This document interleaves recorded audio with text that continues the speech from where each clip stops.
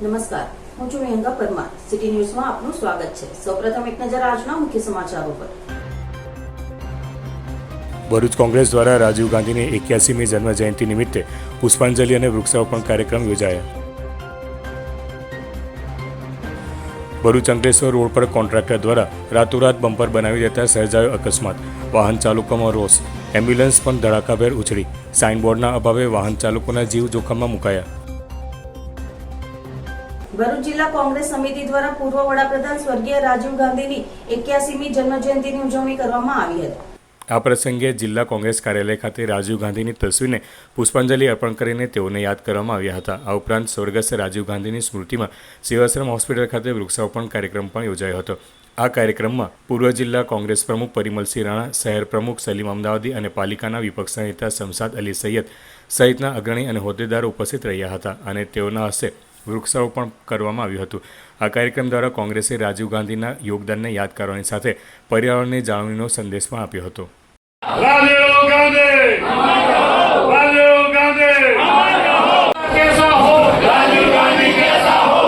Bharuch Ankleshwar road પર contractor દ્વારા રાતોરાત બમ્પર બનાવી દેતા અકસ્માતો સર્જાતા લોકોમાં રોષ જોવા મળ્યો હતો. સાઇનબોર્ડના અભાવે વાહન ચાલકો જોખમમાં મુકાયા હતા. ભરૂચથી અંકલેશ્વર તરફ જતા મુખ્ય માર્ગ પર મોડી રાત્રિના સમયે અકસ્માત સર્જાયો હતો. રસ્તા પર કોન્ટ્રાક્ટર દ્વારા નવા બમ્પ બનાવવામાં આવ્યા હતા, પરંતુ બમ્પ પર જરૂરી રેડિયમના પટ્ટા લગાવવામાં ન આવતા વાહન ચાલકોને બમ્પ દેખાયા ન હતા. પરિણામે વાહનો ધડાકાભેર બમ્પ સાથે અથડે પડ્યા હતા. રાત્રિના અંધકારમાં ખાસ કરીને ટુ વ્હીલર સવારીઓને ખ્યાલ ન આવતા તેઓ પટકાયા હતા, જેને કારણે કેટલાક લોકોને ઈજા પણ પહોંચી હતી. સ્થાનિક લોકોની અપેક્ષા છે કે રોડ સેફટીના નિયમોનું ઉલ્લંઘન કરીને બેદરકારીપૂર્વક બમ્પ બનાવાયા છે. કોન્ટ્રાક્ટરે રોડ પર બમ્પ તો બનાવી દીધા, પરંતુ તેના પર સફેદ રંગના કે રેડિયમના પટ્ટા, કોઈ જ રિફ્લેક્ટર કે સૂચના દર્શાવતું બોર્ડ ન હોવાને કારણે વાહનોને કોઈ જાણકારી મળી શકતી ન હતી અને અકસ્માત પણ સર્જાયા હતા. મુખ્ય રોડ પર અચાનક ઊભા કરાયેલા આવા બમ્પને કારણે અકસ્માતોની શ્રેણી સર્જાઈ રહી છે. આ બનાવને લઈને વિસ્તારમાં રહેવાસીઓમાં ભારે રોષ ફેલાયો છે. લોકોની માંગ છે કે સંબંધિત કોન્ટ્રાક્ટર સામે કડક કાર્યવાહી કરવામાં આવે તેમજ તાત્કાલિક બમ્પ પર રેડિયમ પટ્ટી મારવામાં આવે, જેથી ભવિષ્યમાં આવી દુર્ઘટનાઓ ટાળી શકાય. ઉલ્લેખનીય છે કે રસ્તાનું સમારકામ કરવામાં ઉતરતું તંત્ર બમ્પ બનાવવામાં કેમ આટલું ઉતાવળું થયું તે બાબતે પણ શંકા વ્યક્ત કરવામાં આવી રહી છે. મારું નામ કૌશલ મુકેશભાઈ મોદી છે. હું અહીંયાથી 3 થી 4 24 કલાકમાં 3 થી 4 વખત જામ છું. અડધી રાતના હું 9 વાગ્યા જેવો આવ્યો ત્યારે ઇમરજન્સી બમ્પર બનાવી દેવું છે. મેં અગાડીથી જોયું કે બમ્પર છે કે નથી. અગાડી કોઈ માણસ લોકો કોઈ બમ્પનું બોર્ડ કશું માર્યું નથી ને અત્યારે પણ 5 થી 6 જણને એક્સિડન્ટ થયા છે. 3 જણને જયાબેન મોદીમાં હોસ્પિટલ એડમિટ કર્યા છે અને 2 જણને સિવિલમાં લઈ ગયા છે.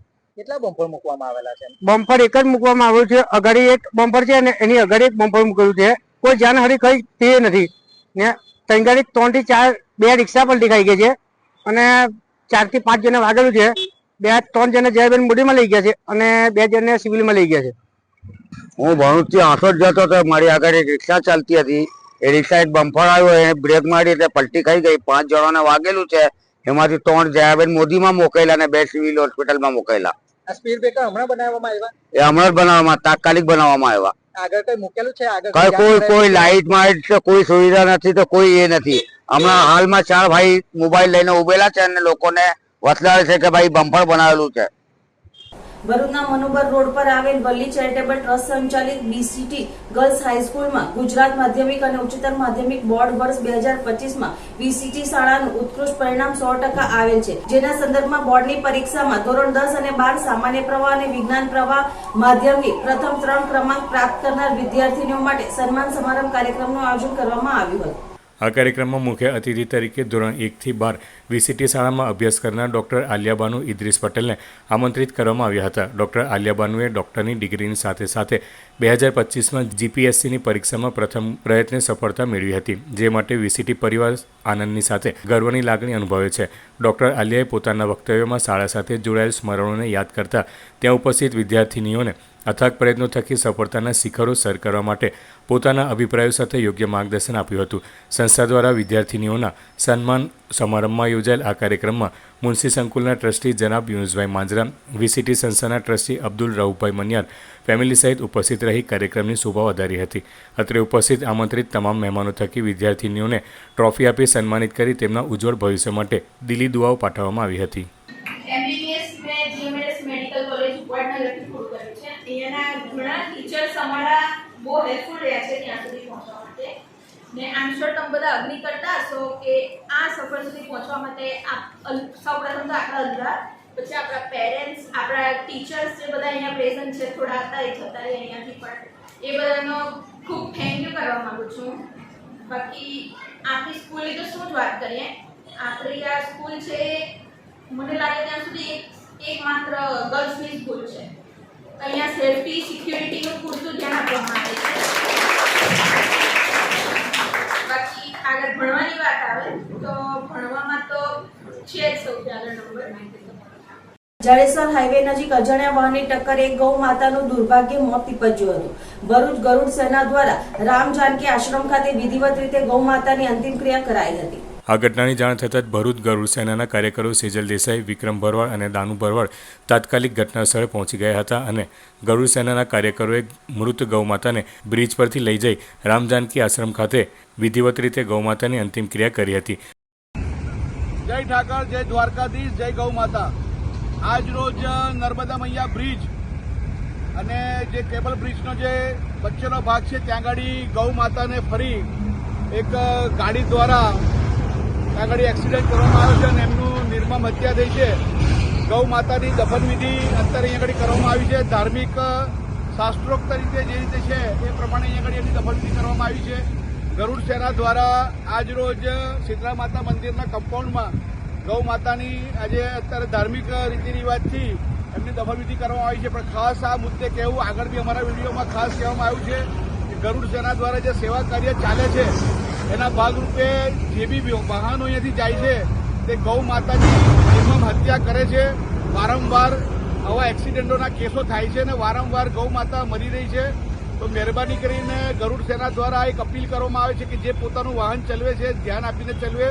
શ્રાવણ માસના પવિત્ર દિવસો ચાલી રહ્યા છે, જે નિમિત્તે શ્રી સમસ્ત ગુજરાત બ્રહ્મ સમાજ ભરૂચ શહેર અને તાલુકા બ્રહ્મ સમાજ દ્વારા સંગીતમય સુંદરકાંડ પાઠનું આયોજન કરવામાં આવ્યું હતું. આ પ્રસંગે શ્રાવણ માસ દરમિયાન પ્રતિદિન સુંદરકાંડના પાઠકારોનો સંકલ્પ લેનાર સુંદરકાંડ પ્રચારક મંડળના સંદીપભાઈ પુરાણીએ પોતાના મધુર કંઠે પાઠનું ગાન કર્યું હતું. આ ધાર્મિક કાર્યક્રમમાં સરદાર પટેલ સોસાયટીના અગ્રણી રાજુભાઈ દેસાઈ, ભરૂચ શહેર બ્રહ્મ સમાજના પ્રમુખ હેમંતભાઈ શુકલ, મહામંત્રી રાજુભાઈ ભટ્ટ અને સોસાયટીના અન્ય હોદ્દેદારો તેમજ મોટી સંખ્યામાં ભક્તોએ હાજરી આપી અને સુંદરકાંડના પાઠનું શ્રવણ કર્યું હતું. આ આયોજનથી વાતાવરણ ભક્તિમય બની ગયું હતું.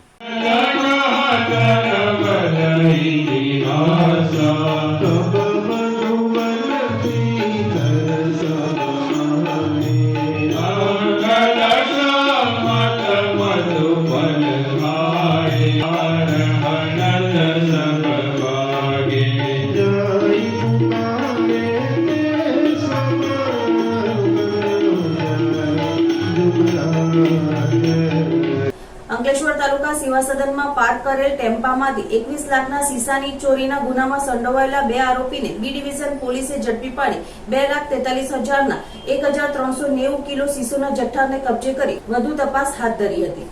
અંકલેશ્વર બી ડિવિઝન પોલીસની ટીમે મળેલી માહિતીના આધારે અંકલેશ્વર તાલુકા સેવા સદન કચેરીમાં જીએસટી વિભાગે જપ્ત કરેલા ટ્રકમાંથી રૂપિયા 21.95 લાખની કિંમતના સીસાના ચોરીના ગુનામાં સંડોવાયેલા કાપોદ્રા પાટિયા પાસેની ક્રિસ્ટલ લિવિંગ સોસાયટીમાં રહેતા સુનિલ પિનાકિયા અને નિસાર અહેમદ બેહતુલ્લા ખાનની ધરપકડ કરી હતી અને તેઓ પાસેથી રૂપિયા 2,43,000 ઉપરાંતનો 1,390 કિલોગ્રામ સીસુનો જથ્થો કબજે કરી વધુ તપાસ હાથ ધરી છે. અંકલેશ્વર તાલુકા સેવા સદનમાં પાર્ક કરેલ ટેમ્પામાંથી 21 લાખના સીસાની ચોરીના ગુનામાં 2 મહિનાથી વોન્ટેડ આરોપીઓને ભરૂચ એલસીબી પોલીસે ઝડપી પાડી વધુ તપાસ હાથ ધરી છે. ભરૂચ એલસીબી પોલીસની ટીમ અંકલેશ્વર વિસ્તારમાં પેટ્રોલિંગમાં હતી. તે દરમિયાન અંકલેશ્વર તાલુકા સેવા સદન કચેરીમાં જીએસટી વિભાગે જપ્ત કરેલ ટ્રકમાંથી રૂપિયા 21.95 લાખના કિંમતના સીસાની ચોરીના ગુનામાં કાપોદ્રાની સનવેરી સોસાયટીમાં રહેતો અને 2 મહિનાથી વોન્ટેડ ગુલફાન મોહમ્મદ સલીમ શાહ પોતાના ઘરે હોવાની માહિતી મળી હતી. જે માહિતીના આધારે રેડ કરતા ગુલફાન મોહમ્મદ સલીમ શાહને ઝડપી લીધો હતો અને અંકલેશ્વર બી ડિવિઝન પોલીસના હવાલે કર્યો હતો. વરુણ બેવરેજીસ પ્લાન્ટ ખાતે 15 ઓગસ્ટ 2025ના રોજ ઉત્સાહ, ગૌરવ અને દેશભક્તિ સાથે 79માં સ્વતંત્ર દિવસની ઉજવણી કરાઈ હતી. સદર કાર્યક્રમમાં મુખ્ય અતિથિ તરીકે હ્યુમન રાઇટ્સ કમિશનના ડેપ્યુટી ચેરમેન સુનિલસિંહ રાઠોડ અને પ્લાન્ટ ચીફ વિશાલ કેન્સલે રાષ્ટ્રીય ધ્વજ લહેરાવ્યો હતો. સ્વતંત્રતા દિવસના મહત્વ અને એકતા, અખંડિતતા અને સામૂહિક પ્રગતિના મૂળભૂત મૂલ્યોને પ્રકાશિત કરતા બંને મહાનુભાવોએ એકત્રીકરણને પ્રેરણાદાયી ભાષણો સાથે સંબોધન કર્યું હતું. તેમના પ્રેરણાદાયક શબ્દોએ તમામ ઉપસ્થિત લોકોમાં રાષ્ટ્રીય ગૌરવ અને જવાબદારીની તીવ્ર ભાવના વ્યક્ત કરી હતી. કાર્યક્રમમાં બાળકો માટે આકર્ષક રમતો અને પ્રવૃત્તિઓ પણ સામેલ કરાઈ હતી. ત્યારબાદ વિજેતાઓને ભેટ વહેંચવામાં આવી હતી. સહભાગીઓએ ઉત્સાહપૂર્વક તેમની પ્રતિભા દર્શાવી હતી અને વિજેતાઓને એવોર્ડ આપવામાં આવ્યા હતા. ઉજવણીની ભાવના ઉમેરવા માટે HR અને નેતૃત્વની ટીમે ઉજવણીના આયોજન અને સંકલન માટે મહત્વપૂર્ણ ભૂમિકા ભજવી હતી. તેના સરળ અને સફળ અમલને સુનિશ્ચિત કરી હતી. મેનેજમેન્ટે તમામ કર્મચારીઓને તેમની ઉત્સાહી ભાગીદારી અને કાર્યક્રમને સફળ બનાવવા માટે ફાળો આપવા માટે આભાર માન્યો હતો. જંબુસરના તલકેશ્વર મહાદેવનો અનન્ય મહિમા છે. તારીખ 21/8/2025ના રોજ શ્રાવણ માસના વ્યતિપાત યોગ થતો હોય ગ્રામજનો દ્વારા ભવ્ય મેળાનું આયોજન કરવામાં આવ્યું છે.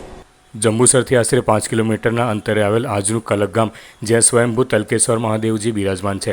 આશરે 100 વર્ષ ઉપરાંત શ્રાવણ વદ તેરસના દિવસે વ્યતિપાત યોગમાં પ્રદોષના સમયમાં તલકેશ્વર મહાદેવ પ્રગટ થયા અને આકાશમાંથી સર્વ દેવી દેવતાઓએ દર્શન કર્યા હતા અને દર વર્ષે આ યોગમાં શિવલિંગ તલપુર વૃદ્ધિ પામે છે. તલકેશ્વર મહાદેવ જ્યાં સ્વયં પ્રગટ થયા તે જગ્યાએ પહેલાં જંગલ હતું, જ્યાં ગાયો ચરવા આવતી હતી અને બાજુમાં આવેલ તળાવનું પાણી પીતા હતા. ગાયના ધણની એક ગાય દરરોજ આ જગ્યા પર આવી દૂધથી અભિષેક કરતી હતી. એક દિવસ ગાય ચરાવનારાએ આ દ્રશ્ય જોયું અને આ વાત વાયુગે પ્રસરી અને ગ્રામજનોએ જોયું તો આ સ્વયંભૂ શિવલિંગ હતું. ત્યારથી અહીંયા મહાદેવજીની પૂજા અર્ચના કરવામાં આવે છે. પ્રતિવર્ષ વ્યતિપાત યોગના દિવસે આ શિવલિંગ તલપુર વધે છે. પહેલાંના સમયનું તલક ગામ, જે આજે કલકના નામથી ઓળખાય છે. શ્રાવણ માસમાં વ્યતિપાત યોગ થાય છે ત્યારે તલકેશ્વર મહાદેવ ખાતે મેળો ભરાય છે. વ્યતિપાત યોગના દિવસે આ શિવલિંગના દર્શન માત્રથી પાપ નષ્ટ થાય છે અને મનવાંછિત ફળ મળે છે. ચાલુ વર્ષે પ્રતિવર્ષની જેમ તારીખ 21/8/2025ના રોજ શ્રાવણ માસમાં વ્યતિપાત થતો હોય ગ્રામજનો દ્વારા ભવ્ય મેળાનું આયોજન કરવામાં આવ્યું છે, જેનો લાભ લેવા સરપંચ ઇન્દ્રવદનભાઈ લીંબચિયા અને પંચાયત સભ્યો દ્વારા જણાવવામાં આવ્યું છે. તલકેશ્વર મહાદેવ કી જય. જંબુસર તાલુકાના કલક ગામની અંદર ભગવાન તલકેશ્વર મહાદેવનું બહુ પુરાણું અને બહુ જૂનું મંદિર છે અને ત્યાં લોકો દર વર્ષે ભગવાનના મેળો ભરાય છે અને દર વર્ષે દર્શન કરી લોકો ધન્ય પામે છે. અને એ વ્યતિપાતના દિવસે શ્રાવણ વદ 12 અથવા 13ના દિવસે વ્યતિપાત હોવાના કારણે મેળો લાગે છે અને ભગવાન તલકેશ્વર મહાદેવનું નામ કે દર વર્ષે ભગવાન વ્યતિપાતના યુગની અંદર તલભાર વધવાથી ભગવાનનું નામ તલકેશ્વર પાડ્યું છે. એમનો બહુ મહિમા છે.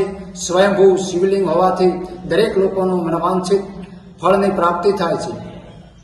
આ વખતે શ્રાવણ વદ 13 અને ગુરુવાર તારીખ 21/8/2025ના રોજ ભવ્યથી ભવ્ય ભગવાનનો મેળો ભરાશે અને દરેક કલક ગામના સહભાગથી મેળાનું આયોજન કરવામાં આવ્યું છે અને દરેક લોકો મેળાની અંદર પધારવા હાર્દિક આમંત્રણ છે અને દરેકને મેળાની અંદર આવી ભગવાનના દર્શન કરી પોતાનું મનવાંછિત ફળની પ્રાપ્તિ કરે. મેળાની અંદર દરેક લોકો આવવાથી દરેકની મનોકામના પૂર્ણ થાય છે. વ્યતિપાતના યુગની અંદર જમ્મુ કાશ્મીરમાં પહેલગામ ખાતે યોજાયેલ તિરંગા યાત્રામાં ઇખર ગામના મુસ્લિમ રાષ્ટ્રીય મંચ ગુજરાત પ્રદેશ સંયોજક સલીમ ખાન પઠાણ હાજર રહ્યા હતા. મુસ્લિમ નેશનલ ફોરમની પહેલ પર રાષ્ટ્રના સભ્ય અને રાષ્ટ્રની એક્ઝિક્યુટિવ વરિષ્ઠ સભ્ય અને માર્ગદર્શિકામાં પહેલગામ ખાતે યોજાયેલી વિશેષ ત્રિકોણાકાર અને શાંતિ, સંવાદિતા અને વિકાસની યાત્રામાં સૌ સામેલ થયા હતા અને આ મુલાકાતે હિન્દુઓ તેમજ મુસ્લિમો ક્યારેય અલગ ન થયા હતા. બંને સમુદાયો દેશ, માનવતા અને તેમના પૂર્વજોની પરંપરાઓ, રાષ્ટ્રીય ધ્વજ, નાગરિકત્વ અને કાયદા સાથે સંકળાયેલ છે. પછી ભલે તે ઇતિહાસની ઘટના હોય અથવા વર્તમાનના પડકારો, આ બંને સમુદાયો હંમેશા એકબીજા સાથે ઊભા રહે છે અને ક્યારેય અલગ નથી થઈ શકતા. આ યાત્રા અવિરત એકતાના પ્રતીક તરીકે બહાર આવી છે, જેણે ભાઈચારાનો સંદેશો આપ્યો અને દરેક ભારતીયો માટે જવાબદારી વહેંચી છે. વાસ્તવિકતા એ છે કે હિન્દુઓ અને મુસ્લિમો સદીઓથી સાથે હતા અને હંમેશા માટે સાથે રહેશે. આ યાત્રામાં જણાવાયું હતું કે આતંકવાદ અને અલગતાવાદના મૂળ હવે નબળા પડી ગયા છે. આજે આ યાત્રા સ્પષ્ટ સંદેશ આપે છે કે પાકિસ્તાન પણ ભારતનો એક ભાગ છે અને એક દિવસ તે ટ્રાઇકરની છત્ર પર પાછા ફરશે. કોઈ શક્તિ ભારતની અખંડિતતા અને સાર્વભૌમત્વને તોડી શકશે નહીં. તેમનું નિવેદન ખીણના યુવાનો અને સામાન્ય લોકો માટે પ્રેરણારૂપ બન્યું છે, જેણે સાબિત કર્યું છે કે કાશ્મીર હવે ભારતના મુખ્ય પ્રવાહ સાથે બદલાઈ રહ્યું છે અને જોડાઈ પણ રહ્યું છે. દરેક હાથમાં એક તિરંગો હતો, દરેક હૃદયમાં દેશભક્તિ અને દરેક જીભ પર ભારત માતા ખીજઈ હતું. આ યાત્રા માત્ર શોભાયાત્રા નહીં, પરંતુ એક શક્તિશાળી ઘોષણા હતી કે કાશ્મીર ભારતનો અભિન્ન ભાગ છે અને રહેશે. આ પ્રસંગે જમ્મુ કાશ્મીર વકફ બોર્ડના અધ્યક્ષ ડોક્ટર દાર્કસન આંદ્રાબી, મુસ્લિમ નેશનલ ફોરમના કન્વીનર મોહમ્મદ અફઝલ વગેરેએ હાજરી આપી હતી. ભરૂચ તાલુકાના મહેગામ ખાતે જૂલની એકાદશીની પરંપરાગત ભવ્ય ઉજવણી કરવામાં આવી હતી. ભરૂચ તાલુકાના મહેગામ ખાતે નર્મદા નદીના પવિત્ર તટે સંગમ પર શ્રી મહાકંડેશ્વર મહાદેવ તથા શ્રી લાલજી મહારાજનું અતિ પ્રાચીન મંદિર આવેલ છે. પૌરાણિક કથા અને નર્મદા પુરાણના ઉલ્લેખ મુજબ શ્રી મકન ઋષિ અને સુમંગલા માતાના સુપુત્ર માર્કંડ ઋષિએ દીર્ઘાયુષ્ય પ્રાપ્ત કર્યા બાદ આ સ્થળે તપ કરી શ્રી મહાકંડેશ્વર મહાદેવજીની સ્થાપના કરી હતી. અહીં દર વર્ષે શિવરાત્રિએ ચોખ્ખા ઘીના કમળ બનાવવામાં આવે છે.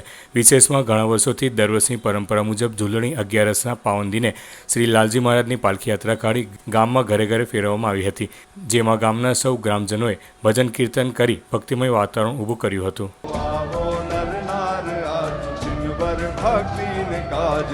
અનહદ નાદ આજ ગાવો,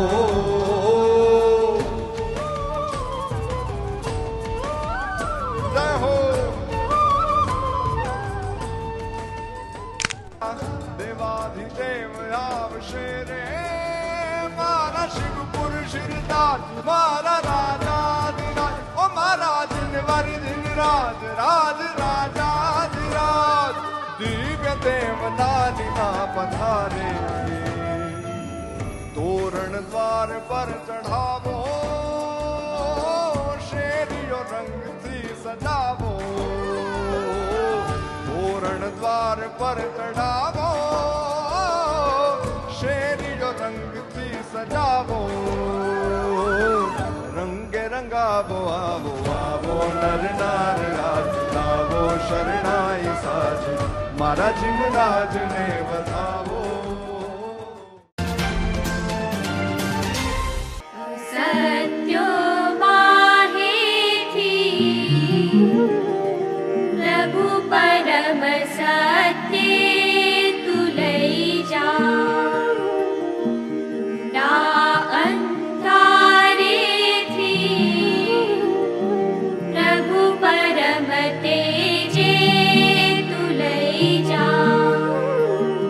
અંતમાં મુખ્ય સમાચારો પર ફરી એક નજર.